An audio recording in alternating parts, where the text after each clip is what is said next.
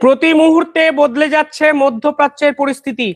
আজকে সকালে Donald Trump ঘোষণা করেছিলেন যে ইরান ও আমেরিকা শান্তি চুক্তির জন্য দুজনের মধ্যে আন্ডারস্ট্যান্ডিং এ গেছেন এবং সম্ভবত সুইজারল্যান্ডে 19 তারিখ এই শান্তি চুক্তি দুই রাষ্ট্র সই করছে। সেই শান্তি চুক্তিতে 14টি এমন পয়েন্ট ছিল যা আমেরিকা ও ইরান একই জায়গায় এসে সহমত পোষণ করে সেই পয়েন্টের বেসিসে এই চুক্তি করতে রাজি হয়েছে। কিন্তু ইসরায়েল কি করবে, এই প্রশ্ন কিন্তু আন্তর্জাতিক স্তরে সকলের আগে উঠতে শুরু করেছিল এবং ইসরায়েল এই চুক্তি ঘোষণা হওয়ার ঘন্টা খানেকের মধ্যে একটি স্টেটমেন্ট দিয়ে বসেছে এবং এই স্টেটমেন্টের পর এই শান্তি চুক্তি আসলে কতটা শান্তির বার্তা বহক হয়ে আন্তর্জাতিক স্তরের কাছে আসবে সেটাই এখন সব থেকে বড় প্রশ্ন। এবং ইসরায়েল পরিষ্কারভাবে জানিয়ে দিয়েছে যে তারা এই শান্তি চুক্তিকে মানে না। এমনকি তারা এটাও বলে দিয়েছে যে এই শান্তি চুক্তি অনুযায়ী তারা লেবানন থেকে কিংবা তারা সিরিয়া থেকে বিভিন্ন জায়গা থেকে তারা তাদের সেনাবাহিনী প্রত্যাহার করবে না। তারা ডোনাল্ড ট্রাম্পের প্রতি শ্রদ্ধা জানিয়েছে, সম্মান জানিয়েছে, কিন্তু এই চুক্তি মানতে নারাজ ইসরায়েল। অর্থাৎ এই শান্তি চুক্তি যখন গোটা বিশ্বের সামনে নতুন শান্তির বার্তা বহক হয়ে ধেয়ে আসছে বলে মনে হচ্ছিল, ঠিক তখনই কাহানি মে টুইস্ট এবং ইসরায়েল যদি এই শান্তি চুক্তি না মানে তাহলে বলাই বাহুল্য যুদ্ধ চলছে, যুদ্ধ চলবে। নেতানিয়াহু সেনাবাহিনী ঠিক সেটাই কিন্তু চাইছেন। আমি একদম অফিসিয়াল স্টেটমেন্ট আপনাদের পড়ে শোনাবো, একদম জল নেই, একদম কোট আনকোট ইসরায়েলের স্টেটমেন্ট। সেই স্টেটমেন্ট আমি একদম দেখে দেখে পয়েন্ট টু পয়েন্ট আপনাদের বলছি। আপনারা বলুন যে এরপর এরপর এই শান্তি চুক্তি আদতে শান্তি চুক্তি হিসাবে শান্তির বার্তা কি বয়ে নিয়ে আসতে পারে? এক কথায় উত্তর যদি দিতে হয়, না, পারে না। এই শান্তি চুক্তির ঘন্টা খানেকের মধ্যে, আমি আবার বলছি ঘন্টা খানেকের মধ্যে, তারা বেশি লেট করেনি, ইসরায়েলের স্বরাষ্ট্রমন্ত্রীর পক্ষ থেকে একটি স্টেটমেন্ট আসে। সেখানে পরিষ্কারভাবে তারা বলে দেয় যে Israel will not withdraw from its security zones in Lebanon, Syria or Gaza.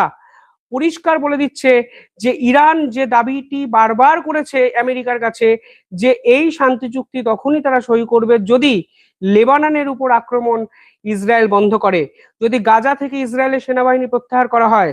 এমনকি ইরান এক ধাপ এগিয়ে বলেছিল সিরিয়ার নির্দিষ্ট অংশ থেকেও যেন ইসরায়েলের সেনাবাহিনী প্রত্যাহার করা হয়, তাহলেই তারা শান্তি চুক্তি সই করবে। কিন্তু ইসরায়েল বলেছে দিনের পর দিন এই লেবাননের হিজবুল্লাহ গোষ্ঠী, সিরিয়ার এক শ্রেণীর বিদ্রোহী গোষ্ঠী হাউতি গ্রুপ কিংবা গাজার একাধিক বিদ্রোহী গ্রুপ হামাসের মতো বিদ্রোহী গ্রুপকে কাজে লাগিয়ে ইরান দিনের পর দিন ইসরায়েলের উপর আক্রমণ করেছে। তাই আমাদের সেনাবাহিনী প্রত্যাহার করার কোনো সম্ভাবনাই নেই এবং আমরা তখনই সেনাবাহিনী প্রত্যাহার করব যখন আমাদের শত্রুকে আমরা 100% শেষ করতে পারবো।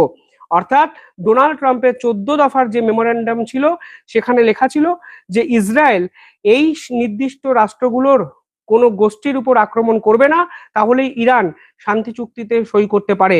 ইসরায়েল ঘন্টাখানেকের মধ্যে বলে দিল ওসব ভুলে যান বাবা, আমরা শান্তি চুক্তি মানছি না, সেনাবাহিনী প্রত্যাহার করা তো অনেক দূরের প্রশ্ন। একদম coat unquote Israeli defence minister আজকে এই কথাগুলি আন্তর্জাতিক স্তরের সামনে বলেছেন। শুধু তাই নয়, আর কি কি বলেছেন শুনুন, তাহলেই আপনারা বুঝবেন কেন এই শান্তি চুক্তি আসলে শান্তির কোনো বার্তা অন্তত এখন অব্দি আমাদের সামনে বয়ে নিয়ে আসেনি। সেখানে বলা হয়েছে prime minister Benjamin Netanyahu and I are leading a clear policy under which the IDF অর্থাৎ Israeli defence force will remain in the security zones in Lebanon, Syria and Gaza without any time limit in order to protect Israeli borders. অর্থাৎ এই শান্তি চুক্তিতে যা ইচ্ছা লেখা থাকতে পারে, আমরা অর্থাৎ আমি এবং বেঞ্জামিন নেতানিয়াহু ইসরায়েলি প্রধানমন্ত্রী তারা সিদ্ধান্ত নিয়েছি যে কোনো নির্দিষ্ট সময়সীমা বেঁধে ইসরায়েলি সেনাবাহিনীকে প্রত্যাহার করানো যাবে না এবং আমরা ইসরায়েলের যে বর্ডার এরিয়া আছে সেটাকে সুরক্ষিত রাখার জন্য সেই অঞ্চলে সেনাবাহিনী ডিপ্লয়মেন্ট আমরা করব। সেখানে তারা বলেছেন the area will be cleared of local resident and all terrorist infrastructure both above and below the ground, including homes in frontline village that were used as terrorist outpost will be demolished. অর্থাৎ দিনের পর দিন Gaza, Lebanon, সিরিয়ার যে ইনফ্রাস্ট্রাকচারকে ব্যবহার করে terrorist activity চালিয়েছে Iran, Israel বলছে যতদিন না অবধি সেই টেরোরিস্ট অ্যাক্টিভিটি 100% আমরা ডেমোলাইজড করতে পারবো, ধ্বংস করতে পারবো, ততদিন আমরা আমাদের সেনাবাহিনী এই 3টে রাষ্ট্র থেকে উইথড্র করব না। অর্থাৎ এই শান্তি চুক্তির পয়েন্ট নাম্বার 2, যে ইসরায়েল এই সকল রাষ্ট্রের উপর আক্রমণ বন্ধ করবে, তা প্রথমেই উড়িয়ে দিয়েছে ইসরায়েল। ফলে এই শান্তি চুক্তি আদতে কোনোভাবেই এখন অবধি হতে পারে বলে আমার অন্তত ব্যক্তিগতভাবে মনে পড়ছে না। ইসরায়েলের পক্ষ থেকে বলা হয়েছে, this is the central lesson of October 7, 2023। ভয়াবহ ঘটনা ঘটেছিল ইসরায়েলে, যেখানে নিরীহ জিউসদেরকে উৎসব মুখর জায়গায় ঢুকে হামাস কিন্তু ভয়াবহ অত্যাচারে হত্যা লীলা চালায়। প্রায় 1200 জন ইসরায়েলি কিন্তু মারা গেছিল। ফলে তার বদলা হিসাবে গাজা সম্পূর্ণ ধুলোতে মিশিয়ে দিয়েছে ইসরায়েল। লেবানন এবং সিরিয়ার কিছু অংশ বাকি আছে, সেটাকেও তারা খতম করবে।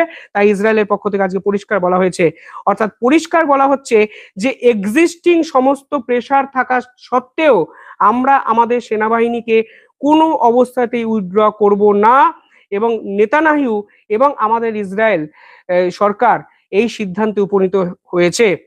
সেখানে বলা হচ্ছে যে আমরা ডোনাল্ড ট্রাম্পের কাছেও ক্লিয়ারলি এটি জানিয়ে দিয়েছি, এবং ডোনাল্ড ট্রাম্পের কাছে আমরা পরিষ্কার বলে দিয়েছি যে আমরা কোনো অবস্থাতেই এই ধরনের সিদ্ধান্ত এই অবস্থায় নিতে পারবো না।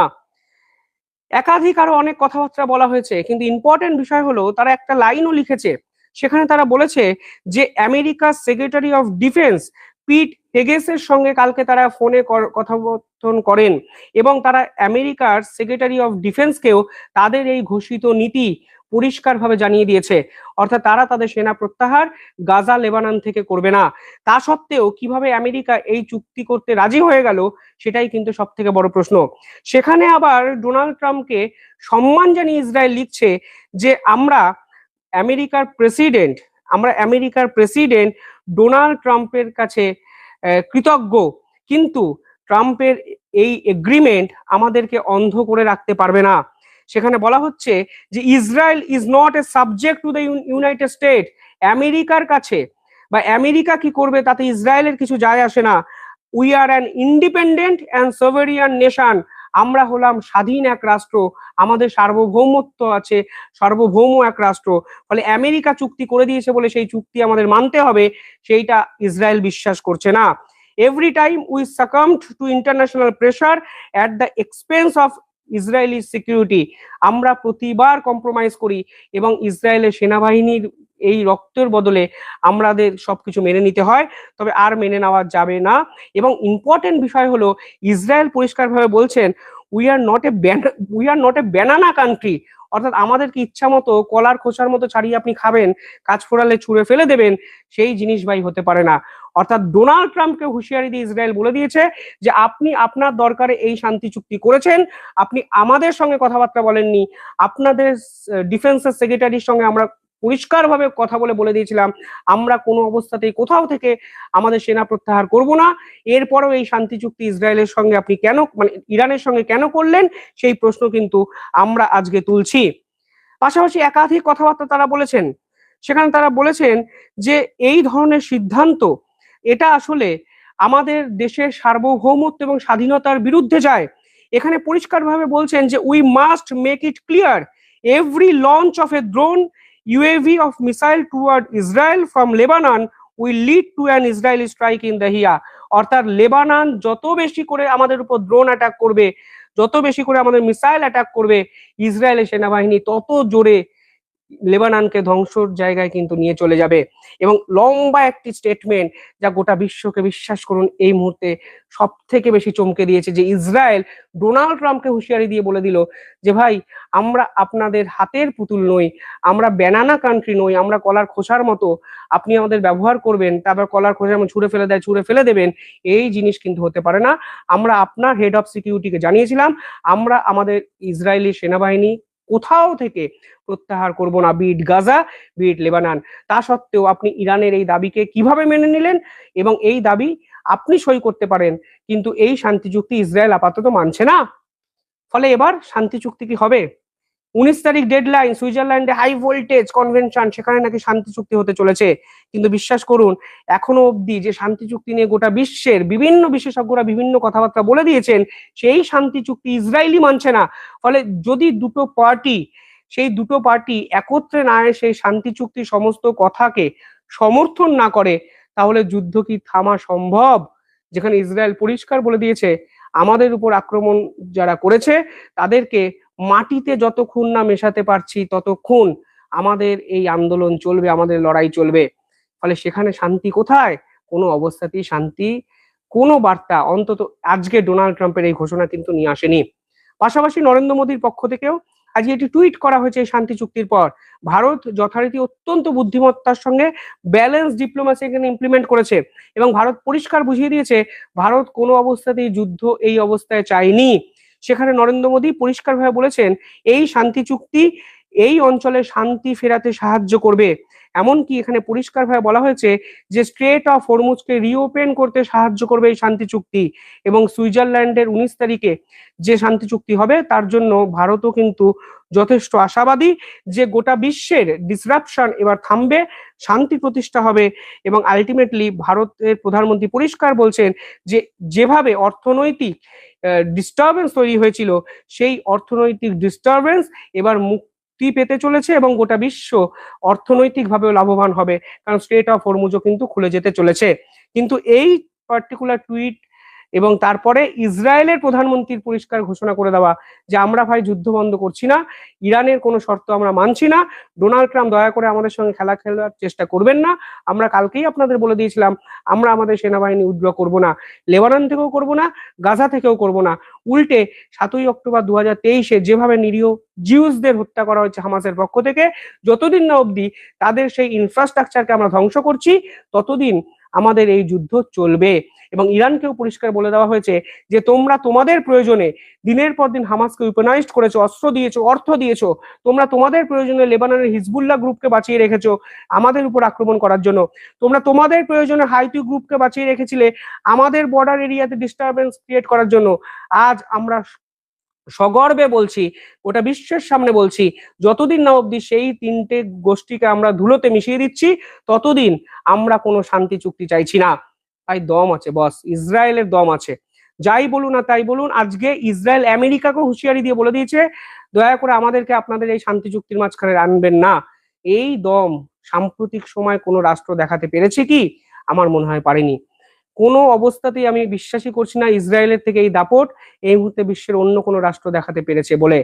শত্রু যদি তোমাকে মারে, শত্রুর ঘরে ঢুকে তুমি যেভাবে ধ্বংস করে দিয়েছো শত্রুর সমস্ত ইনফ্রাস্ট্রাকচার, তাকে ভাই আপনাকে স্যালুট জানাতেই হবে।